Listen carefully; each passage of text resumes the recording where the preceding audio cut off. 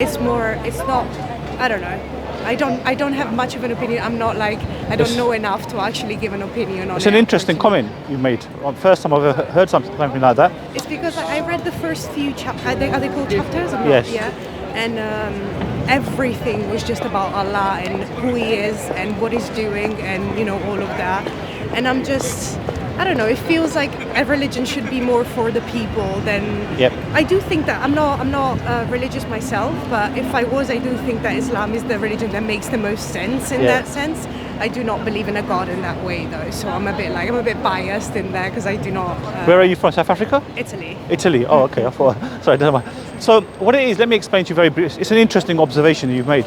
So what it is, because He's our creator, and we then have a understanding that that creator is fundamentally one we have to recognize first of all.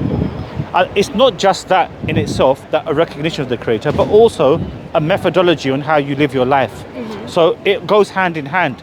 If it's Allah centric, as they say, that's for your understanding of your creator, number one, what He is and what He isn't. So for example, in the New Testament, Jesus Christ, because you come from Italiano, so basically speaking, with Jesus, He is referred to as a great prophet in the Quran. And even in the Bible, you see, this is the sad paradox of history, that even Christians have misunderstood who Christ was. He was referred to in the Bible as a prophet of God. He doesn't go around the streets of Jerusalem or Galilee or Bethlehem saying, I am God Almighty. This was later developed much in your country, like in the Roman Empire. So this was, and the Christians are unaware of this, unfortunately. So they made their major protagonist in Jesus Christ, whom we accept as a messenger of God. However, He did not claim to be God. So going back to your point, which is what you want to highlight, so it seeks to redress the issues which developed through history, i.e. that the creator to whom the major protagonists came, they spoke of this creator. Jesus Christ, he made this relentlessly. There's only one God, like in John 17:3. So once we recognize that, okay, there can only possibly be one God, there can't be many gods. And then what does that God want from us? That's the next point. So once we've highlighted that, you said Islam makes most sense. So the next point, fantastic. So the next point then is, what does God want us to do on this earth? He's created each and every one of us, whether we're in Japan or in South Africa or in North America or wherever we may be, God is our sole creator.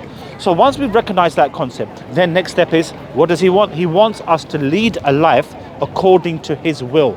First of all, recognize Him, then worship Him, then do acts which are pleasing to Him.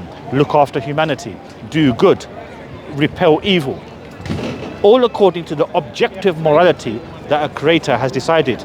Do you understand what I mean? So the essence of the point... You're saying that because like we need to know why, yes. Of course. So we need to know. So once we've grasped that concept of a one singular being, and then it makes, for me, and I'm sure for you, it would make no sense. He's created us all purposelessly, for no reason whatsoever.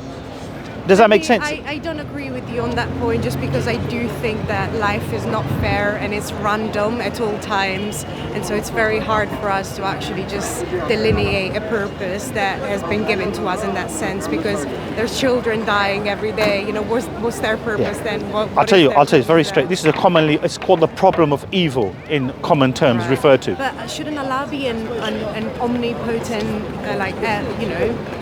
not person, I'm saying entity in that sense?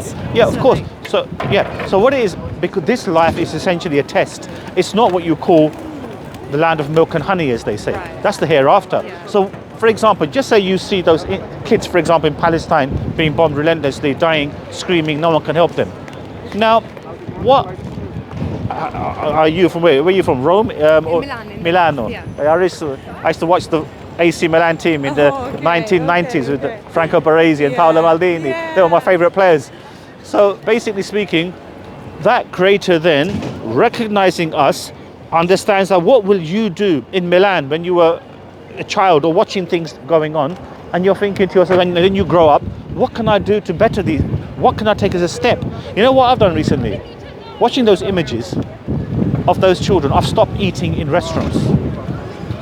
But can I just say, in order to do that, I agree with everything you're saying, but in order to do that, I don't need like a special entity to tell me to do that so that I can live a better life afterwards. I can do that on my own accord because I decide to be a decent human being and decide to care about that, even without another like end or meaning, you know, to it. So. But then what we say is only God is the overall definer of what is objectively moral. Okay. Do you understand what I'm saying? It's a very important point here to observe, that he is the definer of objective morality. So, for example, you said that you feel that you can decide upon what is deemed as correct or incorrect, or what is distinguishable according to your understanding. However, if you're faced in a dilemma, just say, I'll give you a little example of what I mean. In this country, 60 years ago, up until 1968, homosexuality, that was illegal. Yes, even today the Catholic Church has made it legal, but the Pope has made it. But a generation ago, it was deemed as unacceptable, a terrible sin. Now, first of all, I'd just like your opinion on that. And then once you give me an answer, and I'm assuming I already know your answer, but in that way, I want you to, okay, I'll just answer that question. What's your views on homosexuality? In what sense? It's just a part of life. Part of life. Everything else is. Is it, do you feel it's... It's very real, isn't it? There's people around us like being real, living that kind of life. So you can't really, you know, it's I know it's considered a bit of an influence of an evil entity in that sense, but I don't know. As everything else, here is up to us, isn't it? Because we don't actually have anyone telling us anything specific. So yes, again, it's... No, I understand. But what I'm saying is that would have been defined as objectively immoral in Italy or in England here about 50, 60 years ago. Okay. Who defines morality? Now, for example, a lot of people argue today it's a way of life. People, they're not harming anyone. That's the general argument raised. It's let be and let live and let live, as long as they're not harming anyone. So let me ask you a question. What are your views on incest? I mean, well, there's a lot of scientific research that shows how that's harmful for the human being in general. Anyway, it's not on the same level as being gay. I don't think you can compare the two. I would say that latest research is actually telling us that it's not that which was understood previously. That's a part of the explanation. Yeah. It's not really the fact that if, just say, two cousins got married as an example. Well, I guess it's also a practice thing, because incest was and it still is a thing in many countries to keep the richness and everything in their own family. Yes. And do not have to like share or change castes. Yeah. So I would say it's very, very different. It's a different But what practice. I mean slightly, I'm talking about brother and sister. Yeah. I'm not speaking about cousins. I mean, I've given an example of cousins. Yeah. I'm talking about brother and sister. Well, then there is research that studies that children of brothers and sisters might have like defects. higher chances of genetic defects. Genetic defects. However, what I would say to that, latest research has shown that that's not quite true to the fullest of extents. Right. Okay, just say hypothetically, without going into that, which I could do, but just not Sorry, just. I'm just looking at Yeah, the time. no, I mean I won't take you much. Very, very briefly.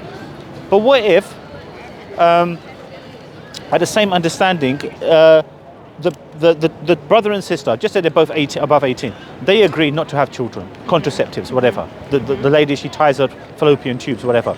So, what then?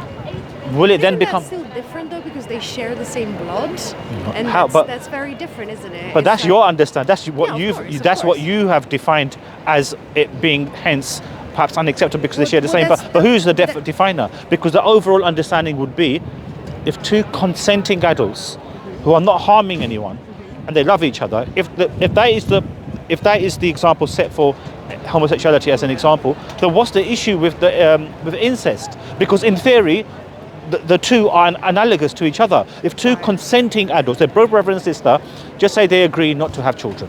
Okay, so just to make you, just to put your. So what's the issue? Now I can have a problem with it in the sense of like I can be like, oh, that's actually I don't think that's okay in any sense. You see, so- but in the end, Yes. I'm still allowing them to do whatever they want with it. If they're not harming anyone, if there is no children involved, who am I to say, oh, you can't do that? No. Because there is like, Okay. it's not my, So that's what I'm saying. Interestingly, observe your response.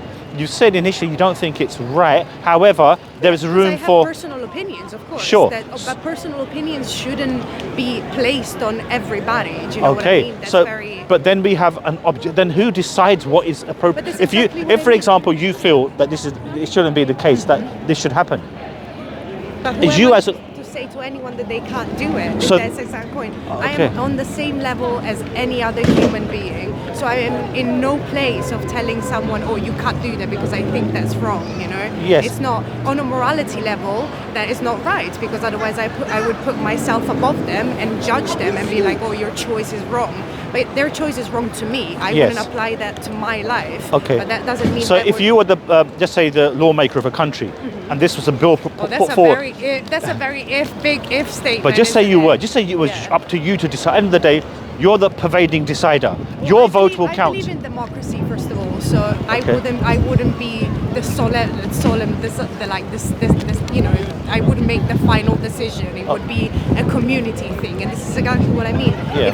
If it's seen as something that is needed in a community, and it's Then- not hurting anyone, then okay, who am I to say no? You know. Well, you are Like- someone because you don't think it's perhaps right. You just Yeah, said for that. my life, of course. I wouldn't. Exact- I wouldn't have yeah. sex with my brother. That's Yeah, just of course, how I yes. was raised. you know, Precisely. that's just- But that's what I'm saying. That, so the point I'm trying to raise to you, something which you intrinsically feel that's not viable for you, although you think it's acceptable for whoever wants to do so, then where did the boundaries? What about necrophilia?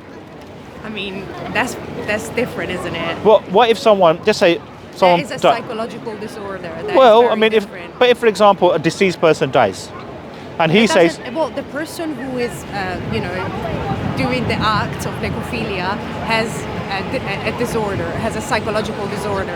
well, who's saying that? If they're not harmed, the principle is that there's no harm here. If, for Well, example, they're harming themselves. Like, How? Because it's a psychological disorder. It's a constant state of stress for them. You know, it's like pedophiles. You know what I mean? Pedophiles have. but an this is actual- consent. But this is consent. It Just say, doesn't matter. And It that doesn't matter. person can give consent. That means that everything, the decision is mainly on the person who's doing the action, you know, because it's a dead person. And we know for a fact that if you're having sex with a dead person, you have a psychological disorder, because but you okay, shouldn't have those but kind why? of- Who defines that? Who's defined? I If mean, you're not basic that's the human harm. Decency. This is But this is exactly the har- listen, basic listen. human decency. I don't need a god to tell me how to be a basic human being. Well, you'll see. This is. I hope. Just observe the responses you're giving me. You've just said it's basic human. But if there's again, if Human that, de- yeah. this is, But I'm talking about decency stuff that. but I'm who not- defines that? But that's according to you. Of course, and that's exactly what I'm saying. It's a personal opinion, so I can't put it on everybody else. On my like, you know, from my point of view, I can decide for myself what is wrong and what it isn't. I can't decide it for everybody else. Fine. So you would then say, in certain circumstances, therefore, it would be acceptable. Not for I you. wouldn't say necrophilia. No, I wouldn't say that's. But ever you see, but what acceptable. I'm trying for you to observe is the Yeah, but I'm constancy say- of these all 3 I'm points I've saying- made. I agree with you that it's never acceptable. I'm saying that we shouldn't need a god to say, oh, that's not acceptable. We should be able to understand as a human race that is not acceptable to do. You know. Yeah, but who- Without but- without the influence of the god. Yeah, but that's the whole point of what we're discussing. The whole 3 examples are, if you just read between the lines of what I said, the whole issue here is consent. Consent between adults. Just say this, I don't want to use myself as an example. Just say a person is of that inclination. A 60-year-old man perishes away. He's given permission for someone to use his body for the purpose of gratification. He's not harming anyone. What would you be like? Would you make would law be your choice in that sense? Would you make laws about that? So what we say, There is laws already. but the and, point I'm you trying know. to address is what is deemed as morally acceptable. Yeah, You but may what- have a different. What would you do about? What the would I moral- do? the Hence, moral yeah, acceptance? here's the You know, answer. Would you make laws about it? Yeah, So everybody gets to have the same decision, even though they might not agree with it. So You what I make- would say to that, I wouldn't define it on man-made law, because man-made law is subject to change. Yeah, As I give an exactly. example, a couple of generations ago, This is what it I was. mean. So how would so you here think you are. that Here's the morality- answer: a creator, a God, who reveals what is acceptable and unacceptable, Yeah, what but you the can and world cannot does do. not, the world does not stop. The world keeps evolving. Fine, And that yes, brings but change. certain moral structures That remain brings- the same. But that brings change, of course. Yeah, But that so brings this is a- change, and that means that change brings like different morals. That's- and all of yeah, that. So but what how I'm can saying- you just focus it on one? Fair enough, but the point still remains though. Even what you said is a point, but it's not. It doesn't change the point. So the point is still there in the sense that if it's and you found that internally, I could see by your reaction, you found it internally abhorrent, not acceptable. Okay, however. Necrophilia, of course not. Okay, but like I said, the You principle, did it- you- the you- principle of consent is consistent with those two other examples that I've And given that you. person can't give consent. But if he's given, okay, so he writes a will. technically Okay, so he writes a will in which he states, I want my person, my just say partner, to enjoy me post my death. That's still me. Okay, that's still me. I think we don't have like That's the the- knowledge to answer these questions, even after reading whatever it's brought to us from the past and all of that. Yes. Because like as we said, Yeah. the world keeps changing and Yes. the morals change with that Yeah. because like. But like that's what I'm saying. If something is intrinsically unacceptable, so just say you were living 200 years further down the line, and this was the norm, would you find it intrinsically acceptable? Well, if it was the norm, I wouldn't even ask myself the question. Well- You wouldn't either, because it would be the norm for you too. Well, no, because all our moral guides are different. So, for example, what we therefore say, there has Okay, to but be if you- a if you- central starting, an arbitrator of that Right. morality, So and if that you can grew only. up in a family Yes. that was okay, let's use necrophilia because that's the example you made. If you grew up in a family that saw necrophilia as a practice that it's allowed and more than welcome to, like, would you ask yourself the question, oh, maybe I'm doing something wrong? I think inherently, that's the whole point. Inherently, it's deemed You as unacceptable. wouldn't, However, because it's based on how you live. You wouldn't ask yourself the question because you wouldn't question it. I think you can ask yourself. No, I don't. I think you can. Even for example, I believe in God. But if I ask myself the question, is there a creator?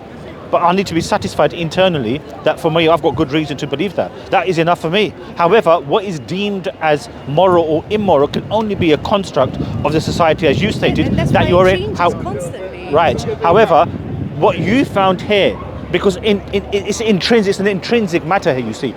And normality does not then have to superimpose upon your understanding. So, for example, But if I don't know anything else any better, then Yeah. I don't have the no, but today, for example, we do know better. For example, we know. Well, of course, and that's why we act better. Right. But what I'm saying is, we know better as a society, and because we evolved and our morals evolved, Yeah. we don't need, Yes. like, Yeah. No, I know. Anyway, Yeah.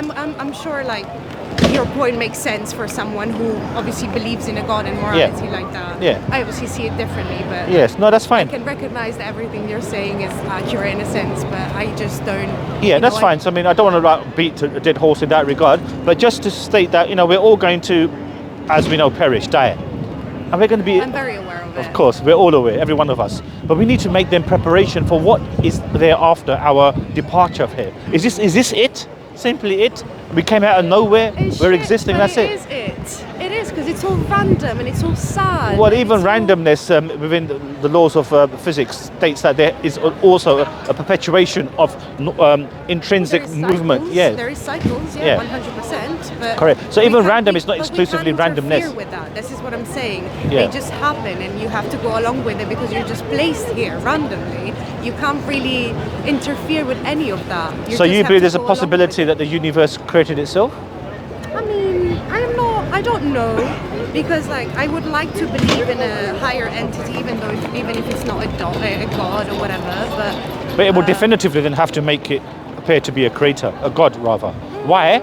Because that thing must be conscious. I'd see it more as a force than an actual conscious entity in that sense. And that force then you would assume, because the universe has been created, that force would then be something which has a will and consciousness. Right. Can inanimacy give rise to animacy? Of course.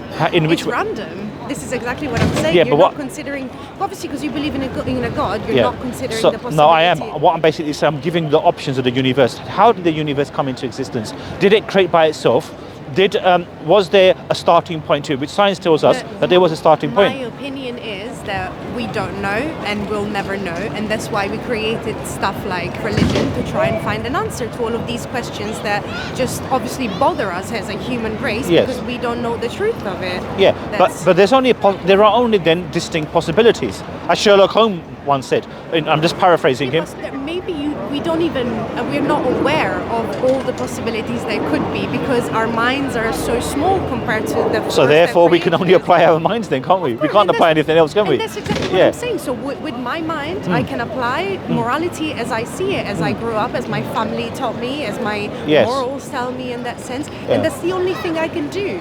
I can only use my mind for that on my own person. So. But obviously, that's subject to change. There's no consistent. For me, my argument, there's no consistency. You see, and what is in depth. That's why I'm saying it's random. Exactly. There's no consistency at all in anything. Well, that then begs the question of the universe itself. For example, if you were just to say play devil's advocate for a moment, and you were to say, okay, I believe that the universe came into existence by itself. So that's random. You could argue that's random. But the point being is that there has to be entities or certain structures or certain quantum fields in place in order for that to happen. So where did that come about from? Okay, so this possibility gives way to like another theory, for example, that we're just like being created by aliens, and that's who is controlling us. And so who created those aliens? Where did they come from?